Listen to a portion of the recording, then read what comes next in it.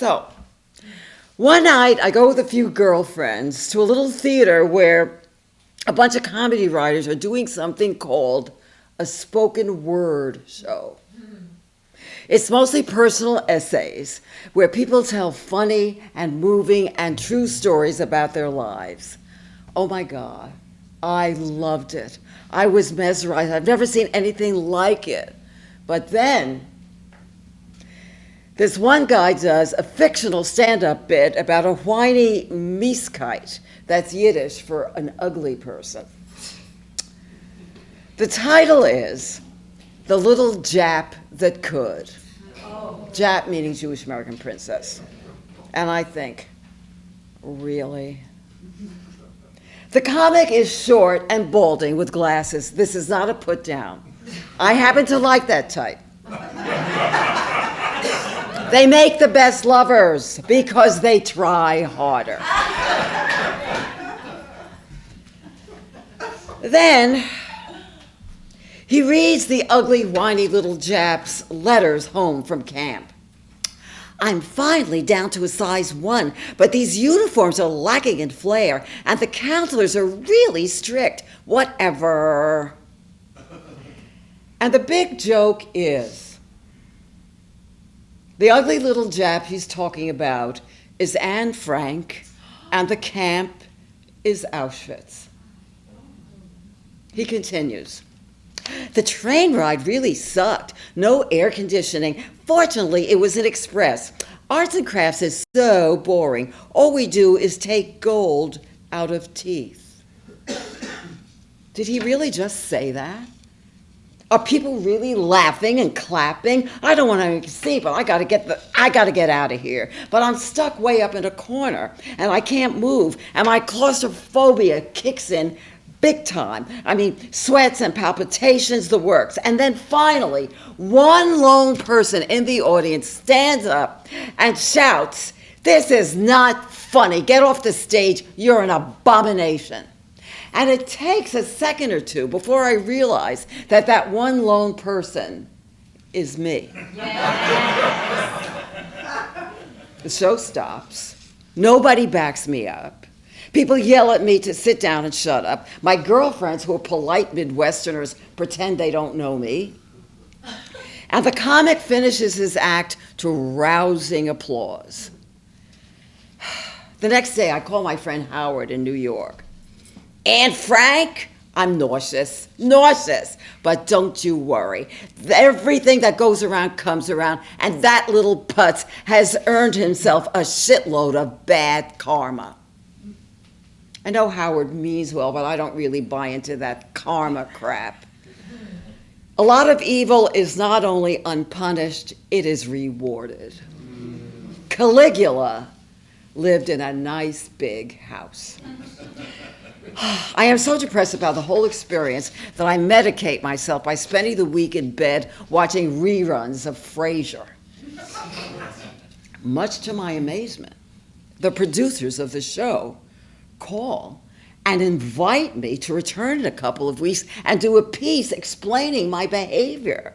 Now, you may wonder why I would even consider going back to that place, but that's because you are not a performer. Someone is giving me a chance to take center stage. I will be witty, I will be charming, and everyone will laugh and love me and agree with my point of view, and someone will offer me a job writing and starring in a TV show called Annie's World. Not quite. When word of my scheduled appearance gets out, I start getting emails from the comic and his buddies. "You will be forced off stage in the ugliest way possible, you fascist crone. You'll die bitter and alone, you humorless hag. I'd like to kick you in your withered cunt." And then the messages start to get nasty. "You are the living personification of why Jewish men have such contempt for Jewish women." Oh, great. So now it's all my fault.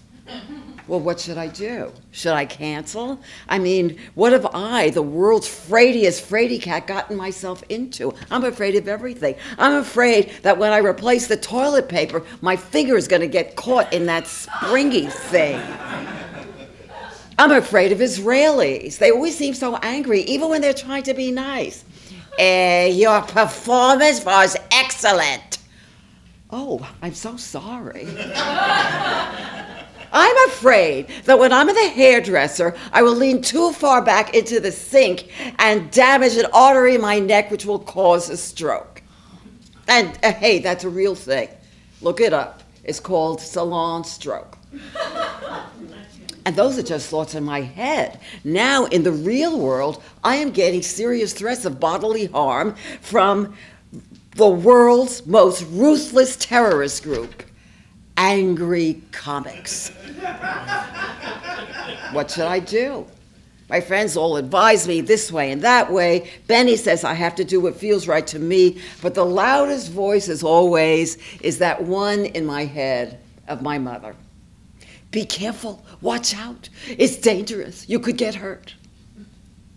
But then I suddenly remembered that back in the Bronx, Mama shocked the neighbors in our building by daring to insist that the Rosenbergs did not deserve to be executed. And they all ganged up on her, accused her of being a dirty communist, dropped her from the mahjong game, but she refused to back down. And I thought, if my little immigrant, fearful, frightened, phobic mother could find the courage to stand up against the bullies, well, then maybe I could do the same. So I decide to re-enter the lion's den and speak my mind. I couldn't sleep or eat for the weeks leading up to the event, which was great because I lost a few pounds.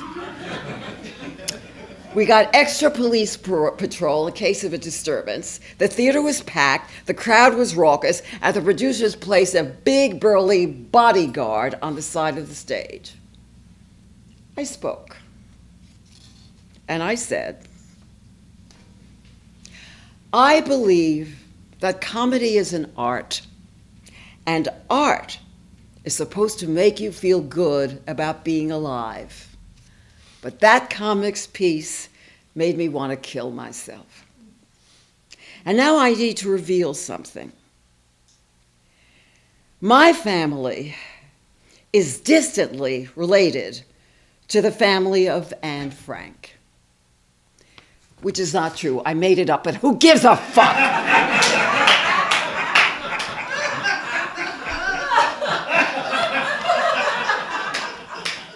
Some people applauded.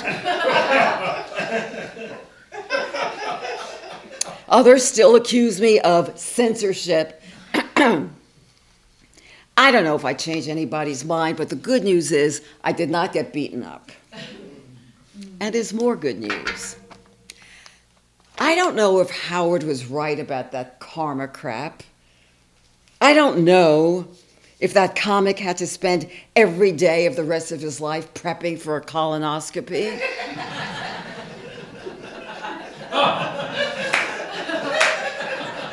But the night I presented my case was the first time I ever participated in a storytelling event. And I discovered that this, performing my own words, is my true vocation. So one of the worst things that ever happened to me turned out to be one of the best things that ever happened to me. And maybe that was my karma. And I will forever be grateful to that scuzzy comic and his friends. Namaste.